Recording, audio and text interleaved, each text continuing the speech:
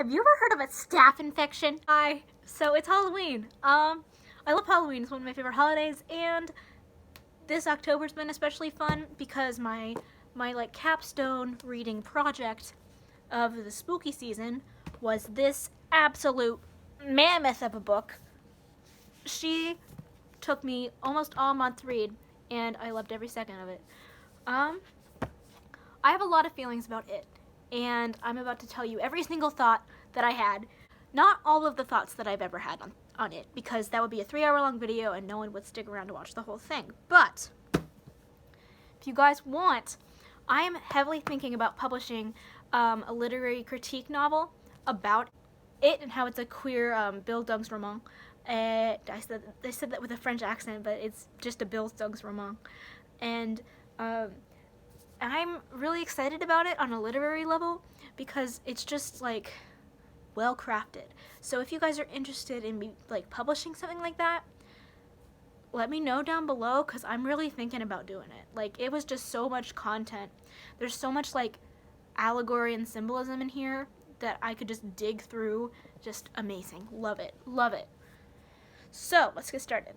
I cannot believe that Stephen King was having cocaine for breakfast, lunch, dinner when he was writing this, because this is by far his like best literary craft. His like narrative work in this is beyond the pale of anything else I've seen from him. Like, some of the lines are just so like beautiful. They're beautiful, and the plot formatting is really good. Hi. It's brutal. Is brutal out? You want to hear me talk about it? Oh my god, there's so many lines in here that I'm like, I need this whole book just like written all over me. Like, so many times when I was reading this, I genuinely felt like Stephen King like climbed into my head. I just hit myself in the face. Just climbed into my head. He like looked at all my memories. He looked at like my thoughts and he like put them on this page. It was insane. It's insane. Like, there's Pennywise. Okay, this is a spoiler video. This is like the most poorly formatted video I've ever done, but also like the longest, so hopefully you guys stick around to the end. But so Pennywise is basically an allegory for fear and adolescence when growing up in a small conservative town, becoming yourself. Something I relate to a lot. It's definitely very much about like a lot of fear you experience when you're going through your tumultuous tweens in teenage years, but this is mostly about like from like 10 to like 13, 14. Like, this shit hits. It hits different. So there's some lines in there that I'm just like, wow, you just totally captured like what it's like to be in this kind of environment. So there's like, oh god, hold on. Okay, so spoiler, the book opens with the brutal murder of a gay man. Just absolutely like hardcore hate crime. It's very intense, and it was very disturbing to read. Didn't love that, and when I first read it, I was like, Steven, are you gonna let me down? Are you gonna do this to me again? Are you really gonna like mess me up? Because I really can't have that. But like, once I started looking more into it, it was so like liberal agenda. Like, I love that. I love that it's a liberal agenda. He talks about how this clown, which is Pennywise, is Derry, and how Derry is like, how the town is the clown, the town is the enemy, which is so like, that like pierces me in the chest, my dude.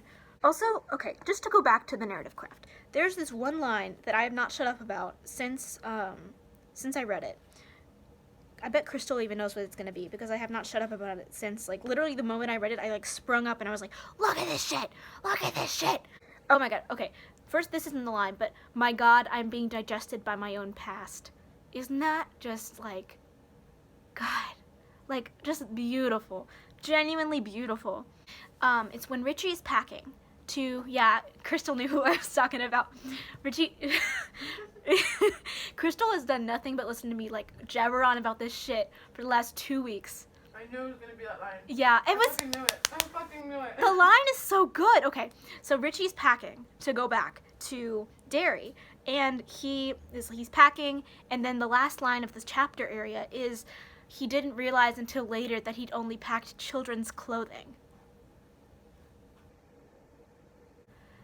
it's so much about trauma. Like, Pennywise is so clearly like an allegory for childhood trauma in like a town like that. Like, there are so many lines about this town, like his past eating him alive, your past is like destroying you. And it is so much about moving on from the trauma of your childhood and becoming like your fully formed self. But in order to do that, you have to go back and you have to like fight your childhood demons. You have to look at all of that shit, and that's how you can like move forward. And I mean, it's just so good. Okay, I'm gonna move along to the gay part because that's what we all know you're really here for. So, the character that I am is I'm Eddie. I love Eddie. Eddie is me. Eddie is me. I am Eddie. He's small, angry, and a little sweet pea. I love him very much. Also has asthma. He also has asthma. Actually, little baby. Actually, okay. Scared of illness. Scared of illness. Aggressive. Okay, so actually, I did a whole thing. As you guys know, if you've read this book, Eddie doesn't actually have asthma. Eddie has an anxiety disorder that he's trained himself to believe is asthma because of his abusive mother, who has Munchausen by proxy syndrome. And so he sees his, let's just get like a little example. He sees his inhaler as like a safety blanket, and it's so, like, at first I thought, oh, like, this is a really cool narrative device, like, to show like the physical effects of being a childhood, like experiencing child trauma. Like, wow, really well done. But then King also uses that mechanism to anchor Eddie into a queer narrative. So, a couple things. First off, so when Eddie's first leaving his wife, who, that is a whole pickle that I can't even get into because that video would be so long, it'd be a whole thing by itself. When Eddie is leaving his wife to go back to Derry, Eddie, for the first time in literally 27 years, he thinks about Richie, and he immediately has an asthma attack. His first, like, asthma attack happens when he goes and he thinks about the young gay love of his life for the first time in 27 years, and he has to reckon with his sexuality. Many times, for Eddie, sexuality is equal to fear and disease.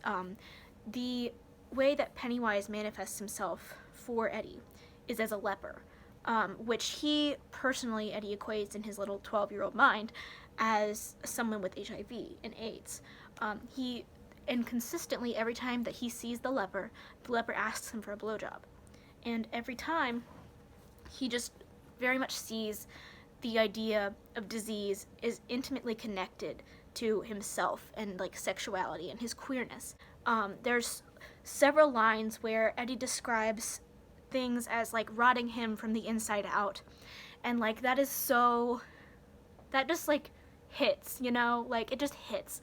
The idea of like this being your queerness being like a secret you carry inside yourself that you feel like is rotting yourself like away, like your innards are just being like destroyed by this secret that you're holding in your chest, is so clearly like an allegory for him being gay that I'm like, I mean, Stephen King did that. He did that.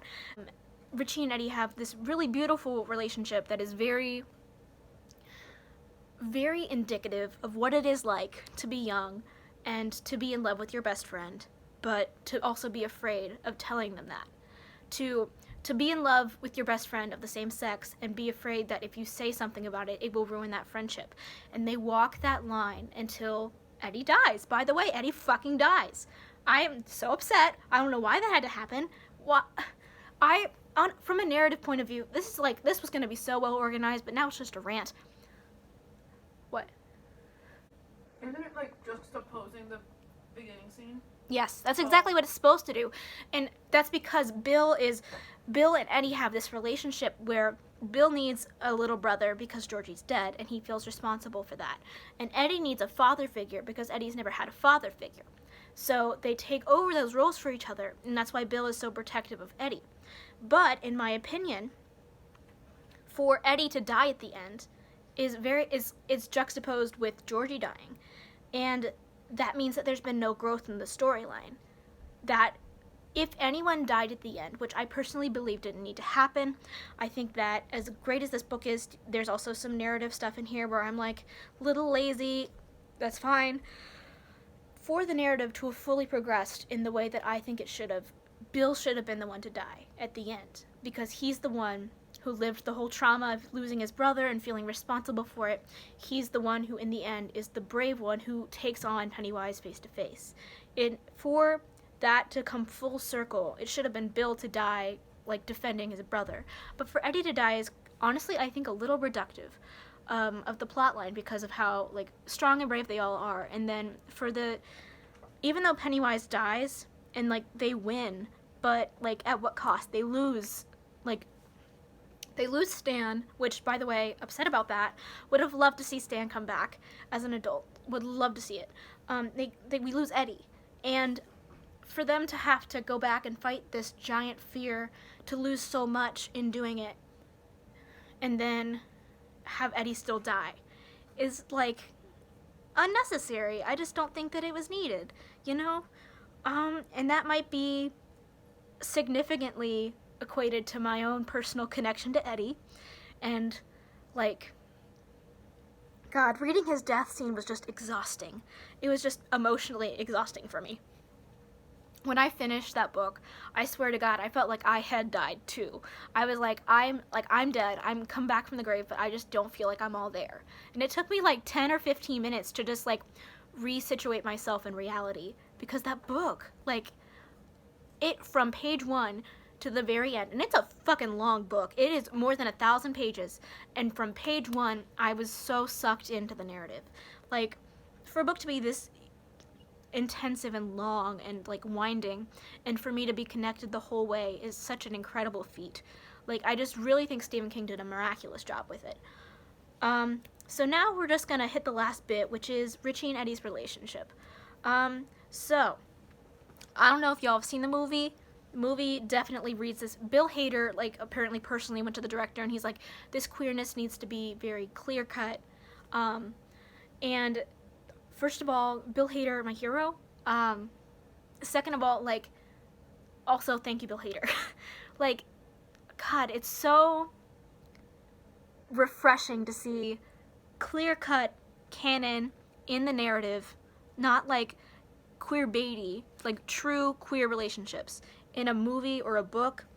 Like, I, of course, read in the book them as queer, but there's, in every other universe, like, up until, honestly, like, the fact that this happened and that they were canonically made queer is just, like, means the world to me, because you can write as much allegory as you want, you can make as many, like, metaphors or veiled, like, commentary as you want about a character and their sexuality, but for it to be clear-cut in a story is just so meaningful, and it's just, it really, thank you, Bill Hader, like, for real, like, I really genuinely appreciate it.